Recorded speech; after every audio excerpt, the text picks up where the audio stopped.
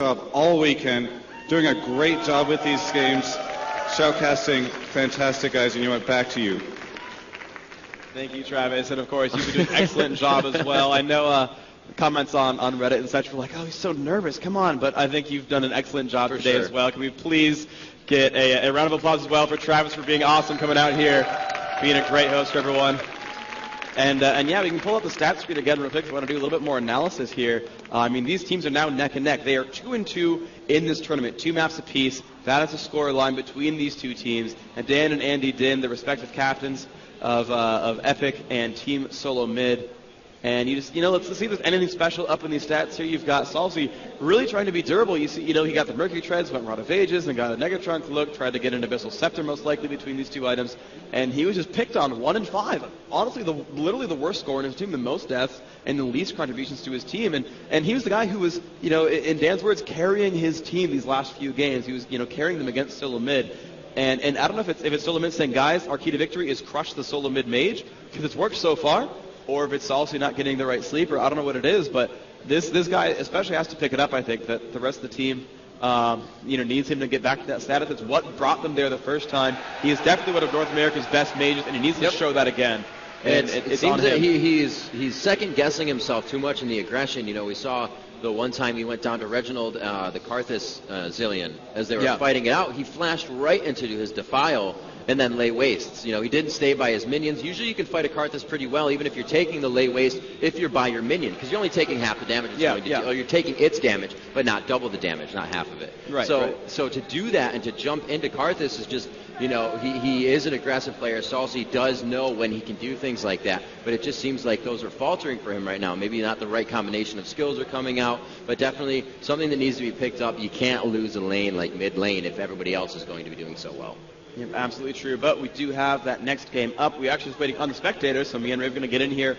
And I believe we actually should be ready to go with the game itself.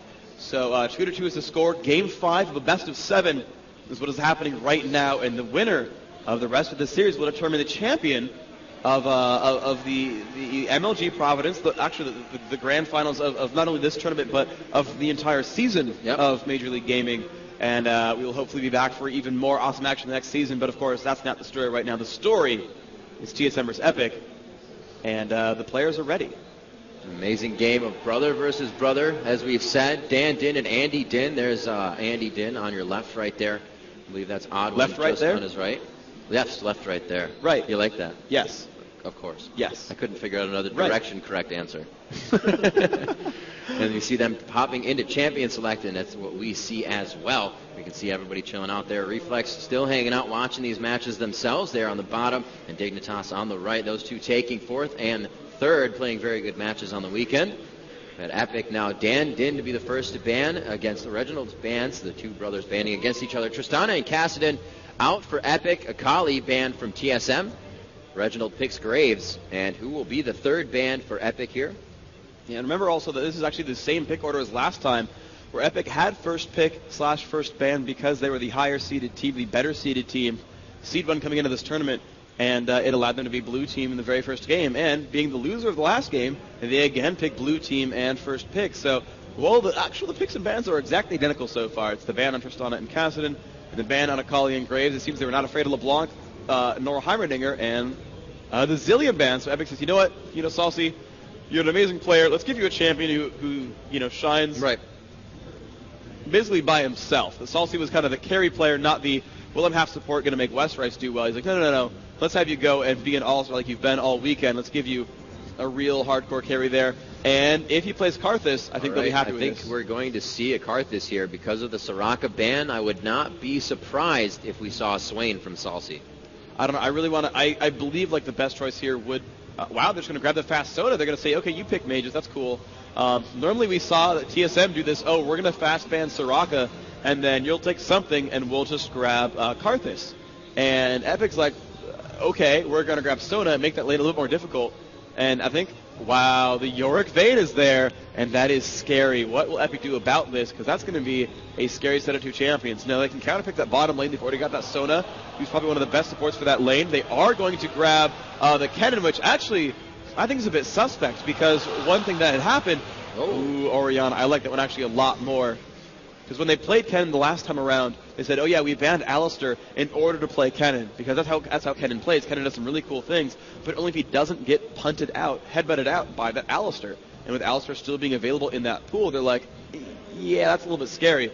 Salsi, though, on Orianna, first time seeing her in this tournament, and actually almost in any tournaments that I've seen since her nerfs last round. No, it is going to be Kennen. Okay. I like it. I'm not going to lie.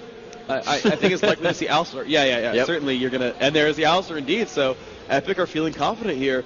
Before they said, well, we banned Alistair because of this Kennen pick. Maybe they think that maybe they can blow the Alistair taunt, or the Alistair ult, and then have Rammus taunt him. I'm not sure what that's going to be, but it's going to be Ken Salsi ult around X-Special's pushback. Well, it's seemingly, with playing this off of the Zillion ulti, these timed ultis and such as Alistar's. Obviously, Alistar's a little bit easier to use, when you're taking that damage, and people are going to stop focusing you. But these timed ultis seem to be weighted out now. Everybody positions themselves so they can do everything they need to after they happen. It's maybe something that's coming into the minds of the players now to be very careful around these types of champions that have these timed ultis that will wear off and they will be able to do their damage. So on Alistar, it's quite a bit different than Zillion's. He's going to be able to initiate with his and control how much damage he's taking and know when to use it. So there it is, the Karthus pick for Reginald. As we said before, they did ban out Soraka. That Soraka wish will negate the damage that Karthus is doing, so that'll be very good for them. And so far, a very nice team of displacement. They have Vayne to be able to throw people around. You can get headbutted. It'll be working out very well for them. Yeah, I'm really a big fan of Solo Mid's lineup right here. What can EPIK throw in to kind of push this one around?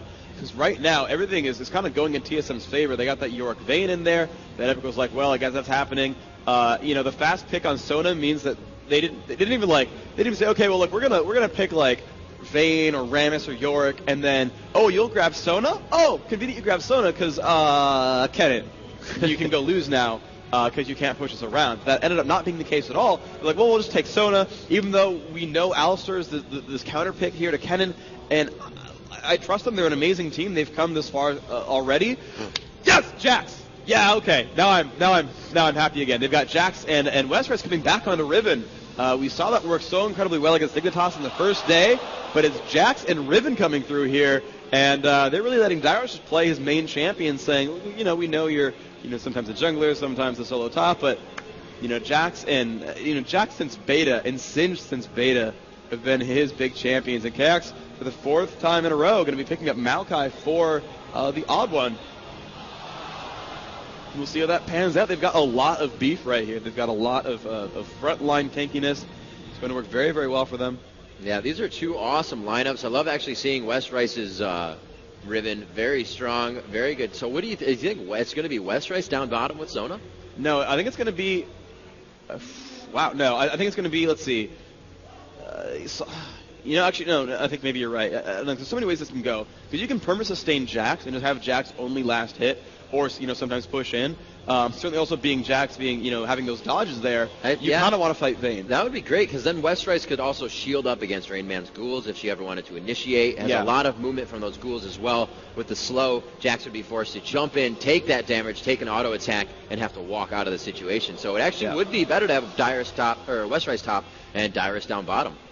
Yeah, I mean, it can kind of go almost any way. Salsi could potentially solo against AD the Kennen, Rain Man. AD Kennen. It's not happening. He's the mage player. No, He's I know. not the- I know. Yeah, okay, troll me some more. But it's a possibility. I hate you, Riv. But it's a possibility, certainly. I think, last time we saw Westrice, it was solo top, and I believe that, it's likely to be the same thing. I think, it's a champion that scales exceptionally with levels. All those abilities, you kind of want to rank them up as fast as you can. And it really could go any sort of way here. Of course, that jungle Rammus in a row. Dan has not been changing. Maokai the same way around. They've been grabbing these champions over and over. And Maokai has such exceptional initiation and good team support there. And also, you kind of look over what EPIK's doing, and they're not a giant AoE team this time. Before, when you say, there's a Karthus, there's maybe an AD bruiser like Singed is full AD. Well, having that AoE damage reduction from the odd one from that ultimate of Maokai, that's actually going to work really well against it. But guys, as we hit our 3-minute delay, let's go ahead and kick this over to a commercial, and we'll be right back with Game 5 of EPIK versus Team Solo Mid.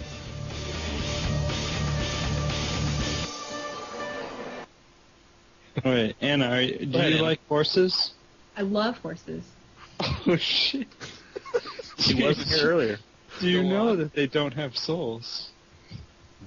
Have you looked into the eye? Anna, when did you start The liking eye of a horse, the black I'm a total void. Or feel civilized.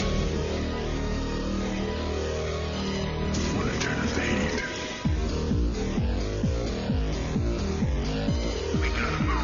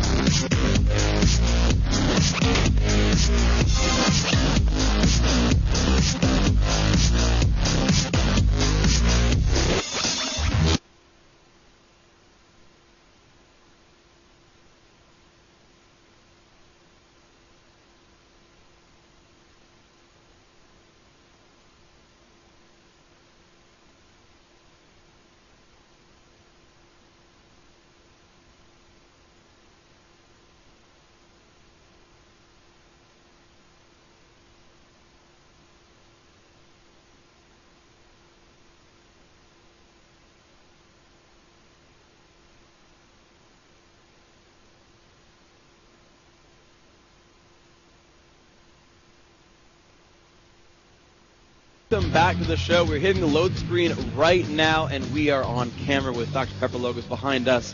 Suits on. Barney Stinson would be happy. And we are here with the load screen, and Game 5.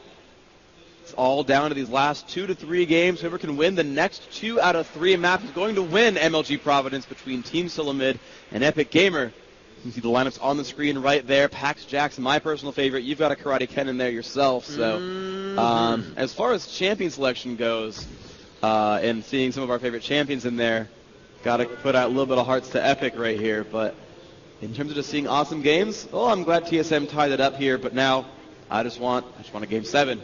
Just keep it going back and forth, guys. I want a Game 7. One more. So let's see what they do. It looks like Kennen went Boots. Yes, Boots pots flying into lane there. Salsy, look at him juggling. Beautiful. Taunting it up. And X Special and Team Solo Mid. Looks like a lot of them are going to start heading into the jungle. They're going to go for the top to blue or the top and hold. We're going to see like a 5-man bushwhack here in the beginning of the game. And it looks like it's only going to be Chaos and X Special. The ward goes out. Very nice CV, keeping themselves careful. And they are just going to be heading back on this one. That will be first a little bit of early game check. They'll be able to farm in their lanes a little bit more aggressive if they want to get that push to the turret right away and deny that first wave of creeps to their opponent in lane. West Rice is going top, and we are going to see Dyrus down bottom. That'll be very good. I think that is the smart move with West Rice having the shield and movement advantage. It's going to be easier. But actually, they're switching up the meta. They're going to put their support AD top.